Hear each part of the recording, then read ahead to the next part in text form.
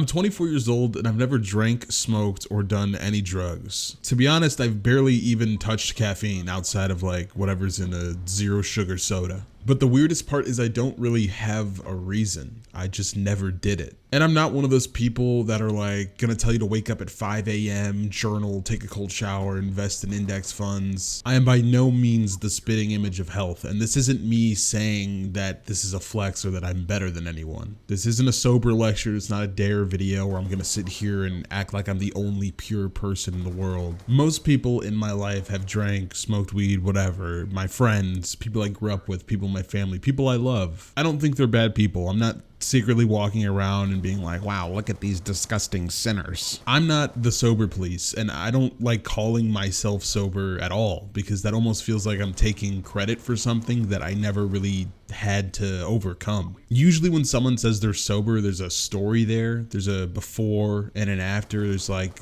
a decision that's made. But for me, that just really isn't there. I never started. That's it. And I've been thinking about that a lot recently because the older I get, the weirder it feels. When you're younger, being sober doesn't really mean anything. But as you get older, and I'm talking like through middle school and high school and beyond, like everyone starts collecting these little experiences. I've had a lot of firsts, but I've never had that first time, getting blackout drunk, the first hangover, first time smoking weed, hitting a vape. And even if those experiences are unhealthy or embarrassing in retrospect to maybe those that did do it, all this stuff kind of became a shared language between everyone, and I never learned that language. People bonded doing all this stuff, and I'm sure a lot of you guys have stories through, drinking, smoking, whatever. All I can really do is talk about what I observed because I hung out with a lot of these people. I just never tried any of it. And I never really tripped about being left out back then, but the most I probably felt left out in the moment was with Juuls, or like just when vaping was taking off. I remember going to use the bathroom in like late middle school or early high school, and as I was like washing my hands or whatever, the bathroom smelled heavenly. Maybe I was just comparing it to the usual smell of the bathrooms, but it was weird. And then 3 guys came out of the same stall. Hey man, I'm an open guy, love wins, right? But then one of the kids made eye contact with me in the mirror and was holding up what looked like a USB stick, like Matt Damon in Good Will Hunting. And I'm like, okay, well, that's weird. And then one of them just took a fat rip and blew out some smoke. And I was like, oh. I knew about vapes and e-cigarettes and stuff. Like my brother had a blue, I think it was called, but it like looked like it was like a metallic black cigarette, and the part that would be lit was like a glowing blue light. I didn't know it then, but in that bathroom that day, I had experienced the pioneers who would bring that craze to my school, and it only got crazier. There was a certain point in high school where it felt like every kid had a Juul, except me, of course. Before the teachers really knew what they were, like kids were literally they had it on their desks. They were ripping it in class. I remember during the mile in gym, like kids were literally hitting it on the track while they were supposed to be, exercising or whatever. Suddenly kids I knew were trafficking crates of this stuff to other high school kids. I don't even know how they got it. How does that even happen? But I feel like everyone from my generation, or maybe you're a kid right now in high school, that guy that's on Snapchat, like, oh, I'm mobile today, and he's like delivering like carts or whatever. I'm pretty sure back then it was just vapes. And I'm not like, damn, I wish I was ripping mango pods in the public school bathrooms. Oh my God, I forgot. They actually took the stall doors off of the bathroom doors, like where you're supposed to be taking a shit. But objectively, this is probably one of the better decisions I accidentally made as a teenager. But it was the first time I remember feeling like there was like this whole social thing happening that I was near, but I wasn't like a part of. And you're probably thinking like, yeah, I mean, maybe nobody likes you, bro. Like that's why they never offered you stuff. I mean, they did offer me stuff a lot. I guess I experienced peer pressure, but it's not like what we were raised to think it was going to be. The first time I remember being peer pressured or whatever is when this kid on the bus was offering me like those tiny bottles of Fireball. I guess he like stole it from his parents or whatever, and he was offering me some, and I was just like, oh no, I'm good. I never really like got abandoned from my friends or whatever for saying no. And sure, there's people that react weird when you say no, but for the most part, like life just continued. No one said anything. The real part about always saying no isn't that there were consequences for it. It's that everyone was doing it. It was like a social thing. A lot of the times I was the only person that didn't do any of this stuff. And eventually at a certain point, people stopped asking, or like maybe some people thought being sober was like a part of my identity. Like if someone was offering me something in a social setting, someone else would shout that knows me to be like, oh, he doesn't drink, he doesn't whatever. And then he would look at me and be like, yeah, bro, I got you. And yeah, at times I felt a little bit like a cornball, but to be honest, there's worse things to be known for in high school. But the older I get, the more complicated this all starts to become. Because in high school, when kids are doing this stuff, it's mostly just them being dumb. But as an adult,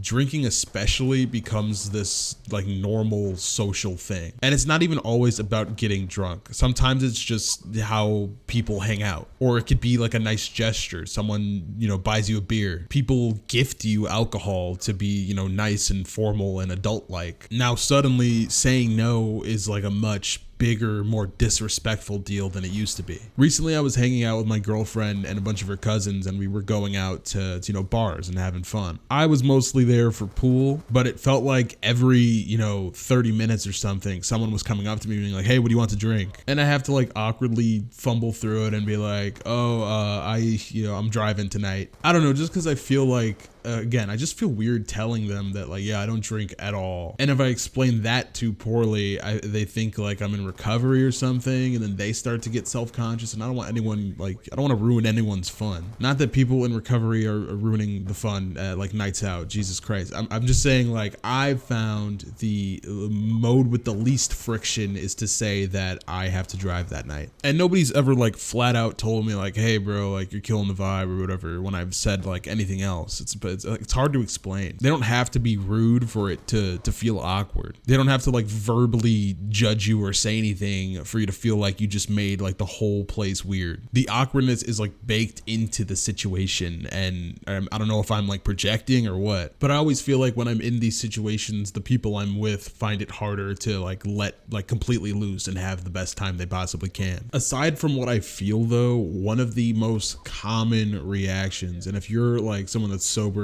you know what I'm talking about. One of the most common reactions when you tell someone, yeah, I don't drink or whatever, I never have, the immediate response is always like, they look at you with this like profound respect, and they're like, wow man, seriously, that's amazing, good for you, honestly bro, I wish I never started. And it's the weirdest thing in the world, bro. I don't know if like sometimes I feel like there might be like judging me like low key, but if you take it at face value, it's so weird. Because it's like, why is this thing that's universally recognized as like a toxic, expensive mistake that people feel the need to congratulate me for, like I'm a war veteran for not doing it? Why is it like the default thing that we're all expected to do? It's just so weird to hear someone congratulate me and tell me not to do that stuff, don't start or whatever, while they're like waving over at the bartender for another round, or before they go outside to like hit the yard or smoke a cigarette. I honestly feel a little bad sometimes because some of these people look at me like I'm like super disciplined, or I have like this alpha brain that just,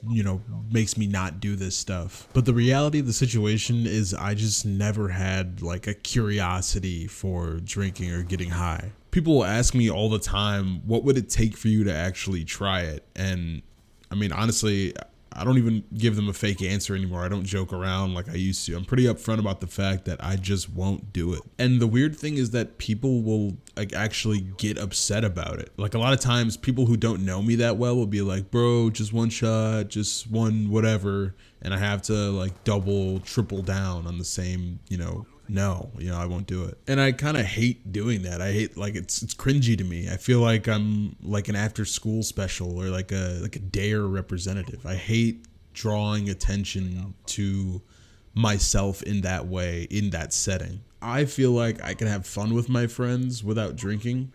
And, whether they feel the same way about having, my sober ass there, that's a whole different question. But yeah, some of the people who ask me these questions and hear my response and, they're positive about it, like I said, they'll think it's like some discipline thing. But I don't really view it that way. And I feel like attributing it to discipline is like making me out to be like, you know, something that I'm not. Because in my eyes, discipline is doing something you don't want to do because it's good for you, or not doing something you want to do because it's bad for you. And that's not what's happening with me. I don't have the desire. I feel like a broken record. But people who view this quirk of mine as positive or negative, they'll have like the same follow-up question. They ask me what type of person I'd be on, you know, whatever substance. And I actually have thought about this a lot more recently too. The boring answer is I think I'd be a depressed drunk and an anxious stoner. And I have zero evidence for that,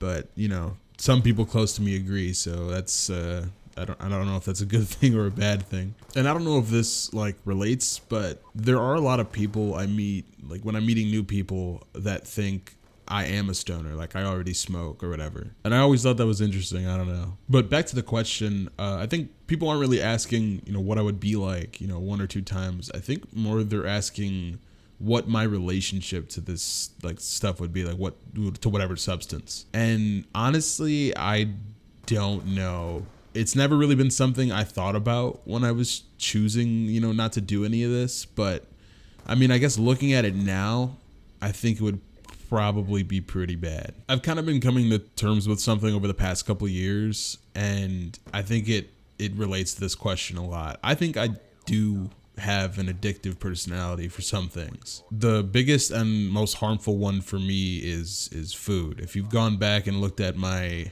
know, face cam videos, you could see I'm a fat chud. I've had a genuinely unhealthy relationship with food for most of my life. I eat when I'm bored, when I'm stressed. I eat when I'm not even hungry. I just want to taste something. I don't know, bro. I'm a food lover. I know a chef who's also a food lover, but he's like, you know, skinny. So it's not like, you know, there's not a stigma around that. But I definitely eat truckloads more than he does. And I've struggled with my weight because of it. I'm getting better, but historically it's been pretty like really bad. I remember reading somewhere a long time ago that Oreos are supposedly more addictive than cocaine or morphine. And I've actually had morphine when I was getting treated for cancer, and that shit was good. But the fact that I can't put down the cookies makes me think that I would have more in common with Dave Blunts than I already do, and wouldn't be able to put down the cup or the yart or the liquor or whatever. Another thing is like, okay, obviously I have a lot of like first world problems, but my life stresses me out, bro. And if getting high or drunk would work as an antidepressant for me, I don't know, bro. I'd probably be all over that. Probably a good thing I'm not, considering. One of the reasons I'm making this video is because someone asked me a question recently that just got me thinking about all this. They asked me if I regret not doing anything, not drinking, not smoking, not doing anything else. And you know, the short and long of it is yes, I do regret it. I don't regret it for not having tried all this stuff and seeing, you know, what it feels like or whatever. We just went through why it's probably for the better that I don't and that I didn't. But I did miss out on a lot of what everybody around me you went through and all the stuff that's pretty normal, and I'll keep missing out on it. But I do think it's a little weird because a lot of people I know are willing to admit how harmful, you know, some of this stuff can be. And everyone I know either started out hating the taste of alcohol or still hates it, and they all do it anyway. So do they continue, or did they start in the first place to avoid the social feelings that I currently have right now? Because I feel like that's a little nuts. Like, I'm glad people are having fun with others and feeling good, you know, doing all this stuff. But I think it's valid to say it's a little crazy how much socializing or, you know, growing up is done around substances. It's to a point where if you don't do any of this stuff, you're the weird one. You're the one doing the weird thing, even though you're not doing anything at all. But there's not really like a grand sweeping, you know, solution for all this. I mean, there's not really a fully agreed upon problem. Again, I'm not going to sit here and tell you to flush all your nicotine products or stop smoking or stop drinking or whatever. I don't think that's, you know, the thing to do. At the end of the day, I have my own vices, and I get that there are people out there that literally just do this stuff casually and it's not even an issue in their life. I can't believe I got however far into this video and didn't mention how much this stuff costs, bro. This stuff is expensive. You may not have, you know, a substance problem or whatever, but I know your wallet's suffering, bro. Unrelated. Moral of the story, bro, this is not like a problem, really. It's just like a weird thing that I observed. I don't know. I don't know why I never started doing this stuff. I don't know if it's a subconscious thing or what, but I literally just never had a desire, and it's kind of led to where I am right now. If you're like me, how do you handle this? And if you do drink and smoke and all that, do you actually care when someone in the group is sober? Or are people like me in our own heads too much? I promise that's not engagement bait. I'm genuinely curious. But thank you guys for all the love recently, and yeah, that's it.